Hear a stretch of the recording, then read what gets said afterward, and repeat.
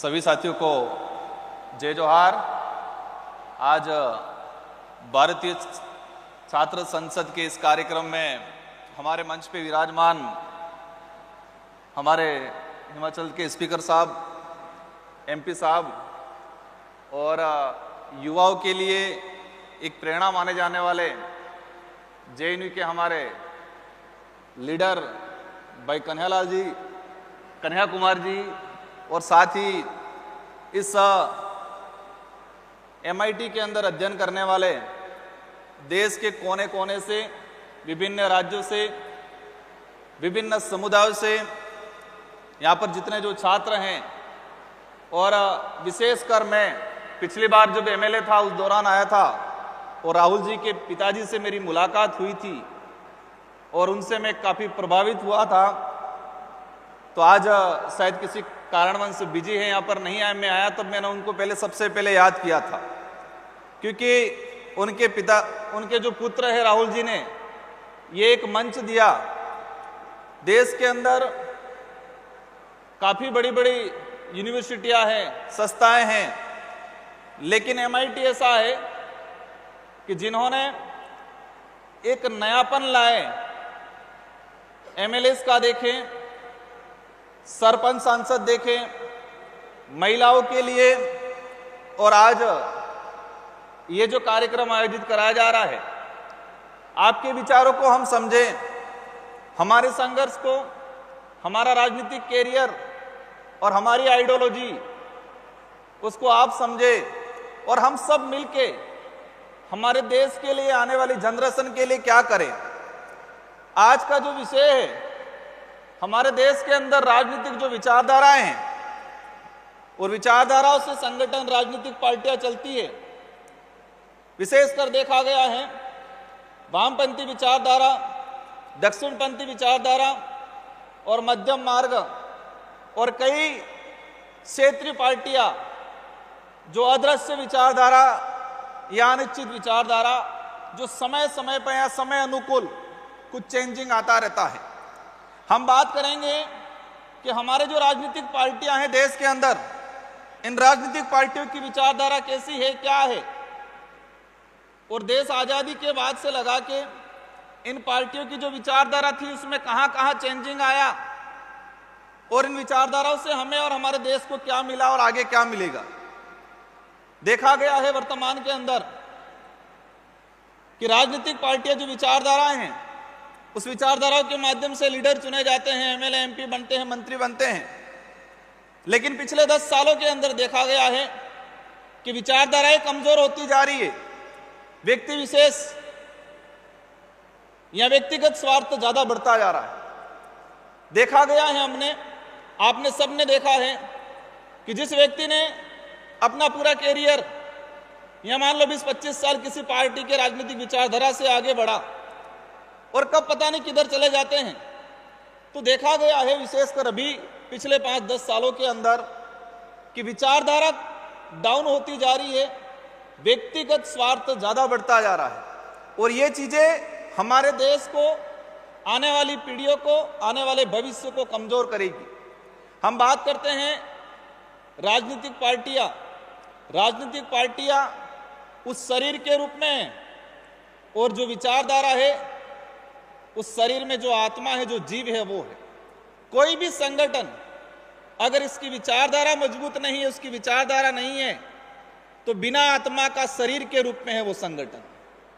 इसलिए देश के अंदर हम वामपंथी या दक्षिणपंथी की बात करें, मुख्य रूप से वामपंथी विचारधारा चाहते हैं कि देश के गरीब तबका, देश का दलित, पिछड़ा, आदिवासी समुदाय आगे आए, देश के अंदर समानता हो, पूंजीवादी कम हो, एक सामाजिक सद्भावना और धर्म और जाति विशेष को लेकर जो भेदभाव या जो जहर उगला जा रहा है उसके विरोध में काम करती है।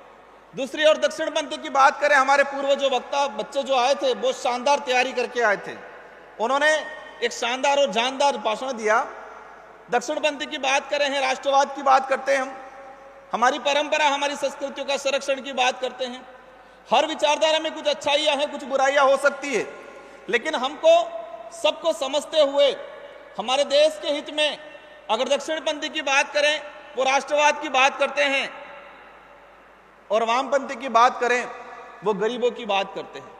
राष्ट्रवाद का निर्माण तब तक नहीं हो सकता है जब तक हमारे देश का आम गरीब का विकास नहीं होगा। उस आम गरीब को, आम दलित को, जो आदिवासी समुदाय जो जंगलों में रहता है, जिसको मूलभूत सुविधाओं से वंचित रहता है, अगर उसका डेवलप नहीं कर पाते हैं, उसको मजबूत नहीं कर पाते हैं, तब तक हमारे राष्ट्र का निर्माण करना या राष्ट्र को मजबूत करने की कल्पना पूरी नहीं हो सकती।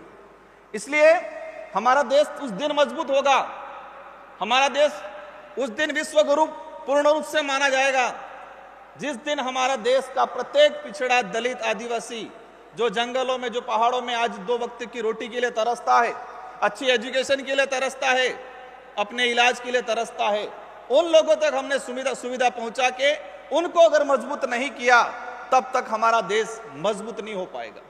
हमें भविष्य में ऐसी नौबत नहीं लानी है कि विदेश या कई दूसरे देशों के हमारे राष्ट्रपति जी या प्रधानमंत्री जी आए और हमें हमारे देश की गरीबी छुपाने के लिए पर्दा लगाना पड़े, हमें हमारे देश की कमजोरी छुपाने के लिए हमें कुछ पर्दा डालना पड़े।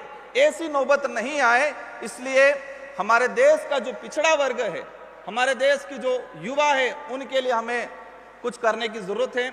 मुझे उम्मीद है कि संस्था में पढ़ने वाले जितने जो बालक बालिका हैं, बच्चे हैं, आप आने वाले समय में इस देश का भविष्य बनने वाले हो। और मेरा भी संघर्ष देखें, आपने देखा होगा एक छोटी सी पिक्चर के माध्यम से, और मुझे सौभाग्य मिला राजस्थान विधानसभा में पिछली बार 2018 में जो मैं जीता था, राजस्थान के अंदर सबसे कम युवा था, सबसे कम एज का युवा था मैं। और जब मैं शुरुआत में गया 200 एमएलए, मुझे डर था।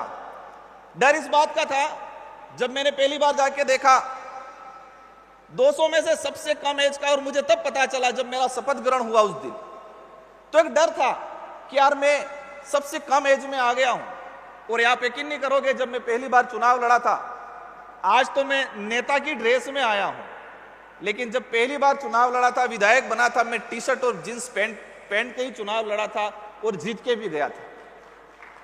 कोई साधन नहीं थे हमारे पास, कोई धन दौलत नहीं था। आप यकीन नहीं मानोगे, हमने शुरुआत में बाइक पे प्रचार किया, एक मोटरसाइकिल पे प्रचार किया हमने, लेकिन हमारी विचारधारा मजबूत थी, हमारा संकल्प मजबूत था।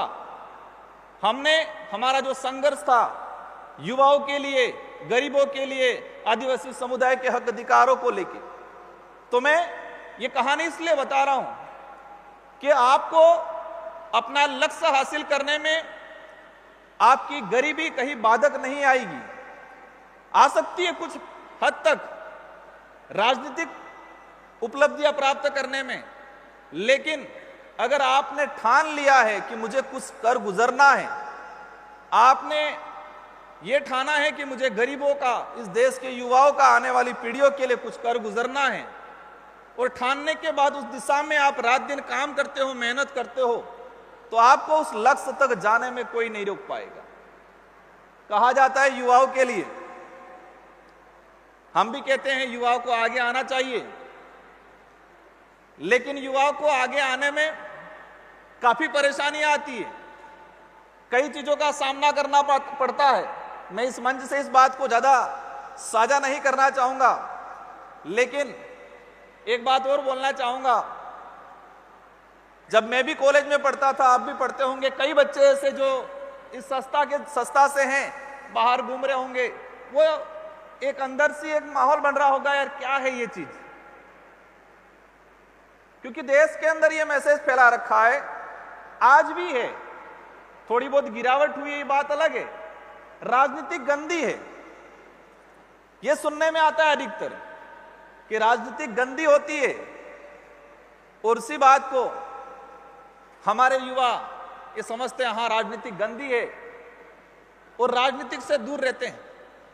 आप अध्ययन कर रहे हो, वहां पर भी पॉलिटिक्स हो रही है। आप समाज में कुछ प्रतिनिधित्व कर रहे हो, समाज का कुछ मुद्दे को लेके, युवाओं को मुद्दों को लेके आगे कर रहे हो, वो भी पॉलिटिक्स है। पॉलिटिक्स से कोई गंदी नहीं होती। अंबेडकर जी ने विशेषकर कहा है, उसके अलावा कई लोगों ने कहा है कि राजनीतिक वहां सत्ता की चाबी है, राजनीतिक वहां सत्ता की जो कुंजी है, जो आपके अधिकारों का ताले खोलने का काम करती है। इसलिए आप सबको ये मन में रखना है कि राजनीति गंदी नहीं है, युवाओं को राजनीतिक में आने की सख्त जरूरत है, और विशेषकर पढ़े लिखे युवाओं को। लेकिन राजनीतिक में तब आ पाएंगे कि अपन ग्राउंड पे जाएंगे, धरातल पे जाएंगे। हम यहां बैठ के, एजुकेशन भी जरूरी है, लेकिन एजुकेशन के बाद आपको कुछ समय आपके फील्ड में देना है, उस गरीब की पीड़ा को समझना है। हमने पार्लियामेंट में बैठ के, यहाँ सदन में, विधानसभा में बैठ के जो योजना लागू कर दी है, उस गरीब को उस योजना का प्राप्त करने के लिए कितने पापड़ बेलने पड़ रहे हैं, उस बात को समझना पड़ेगा। जाके उनकी पीड़ाओं को समझना पड़ेगा, उनकी जरूरतों को समझना पड़ेगा, उनकी भावनाओं को समझना पड़ेगा, और फिर हम राजनीतिक में कदम रखेंगे तो आप कभी असफल नहीं होंगे। आज देश के इतिहास में जाते हैं, आजादी से पहले हम बिरसा मुंडा जी को फॉलो करते हैं, अंबेडकर जी को फॉलो करते हैं, भगत सिंह को फॉलो करते हैं। तो इनका जो जीवन काल रहा है, या देश के अंदर ऐसे जिन्होंने इस देश को आजादी कराई है, आजादी कराने में मुख्य भूमिका निभाई है, तो इसमें युवाओं की संख्या ज्यादा मिलेगी। तो देश को आजाद कराने में युवाओं की मुख्य भूमिका रही है, तो इस देश को मजबूत बनाने में भी युवाओं की मुख्य भूमिका होनी चाहिए, और हम सब की जिम्मेदारी है ये। आना पड़ेगा। एक सौ अलग चले, देश की हकीकत कुछ और है, ये मानना पड़ेगा। मैं किसी पे कटाक्ष नहीं कर रहा हूं, लेकिन देश की हकीकत कुछ और है। आज देश में गरीबी का आंकड़ा देखा जाए, कई ऐसे रिसर्च रिपोर्ट, ऑथेंटिक जो चीजें हैं, उसका देखा जाए तो आज 50% से ज्यादा ग्रामीण इलाके में गरीबी है। अगर गवर्नमेंट वो स्कीम बंद कर दे तो आज भी कई परिवार ऐसे जो 2 वक्त की रोटी के लिए तरसते हैं।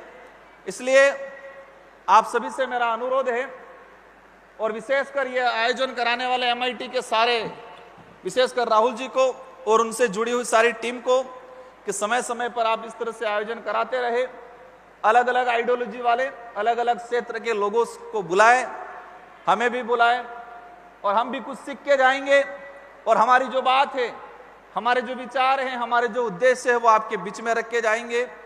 और इस देश को बचाने में विचारधारा भले कुछ भी हो, लेकिन लक्ष्य एक ही होना चाहिए कि इस देश का गरीब व्यक्ति मजबूत बने। इस देश के अंदर जो कुरीतियां हैं, धार्मिक विविधता है, वही हमारे देश को मजबूत बनाती है। लेकिन धार्मिकता के आधार पे देश में नफरत नहीं फैलनी चाहिए। सांस्कृतिक विविधता है, वही हमारे देश को मजबूत बनाती है, लेकिन सांस्कृतिक और जातिवाद के हिसाब से नफरत नहीं फैलनी चाहिए। अपनी अपनी आइडियोलॉजी, अपनी अपनी धार्मिक पूजा पद्धति, अपने अपने कल्चर होना चाहिए, लेकिन हमें सामने वाले का भी सम्मान करना है, उसकी संस्कृति, उसके धर्म का भी सम्मान करना है। ये भावना आएगी, ये देश मजबूत बनेगा। इन्हीं शब्दों के साथ पुनः पूरी टीम को और सारे जो मेंबर्स हैं, हमारे जो मुख्य अतिथि चेयरमैन साहब, आप सभी का आभार, और सारे युवा साथियों को। मुझे कई बार पूछते हैं कि आपका एजुकेशन या आपके आइडल कौन रहे, तो मेरे इस कैरियर के अंदर देखा गया है कि मेरी वो यूनिवर्सिटी है, वो संघर्ष की यूनिवर्सिटी है, और मेरा आइडल भी मेरा संघर्ष ज्यादा रहा, ऐसा लगा मुझे, क्योंकि जीवन में संघर्ष किया बहुत कुछ, और वही संघर्ष आज इस मुकाम तक पूरे देश के अंदर, संसद के अंदर, मुझे पूरे देश के आदिवासी समुदाय, दलित, पिछड़े युवाओं, आप सबकी आवाज रखने का, आप सबकी आवाज बनने का अवसर मिला। और इस उम्र में मुझे 2 बार विधायक और 1 बार सांसद बनने का अवसर मिला। तो मैं मेरे निर्वाचन क्षेत्र की जनता को, आप सबकी तरफ से, इस मंच की ओर से मैं धन्यवाद देना चाहूंगा। और मैं कोशिश करूंगा कि मेरे निर्वाचन क्षेत्र के साथ साथ आप सबकी, पूरे देश की गरीबों की, दलितों की, पिछड़ों की, आदिवासियों की आने वाले भविष्य की आवाज बनो। इन्हीं शब्दों के साथ धन्यवाद, आभार। जय जोहार, जय संविधान, जय भारत।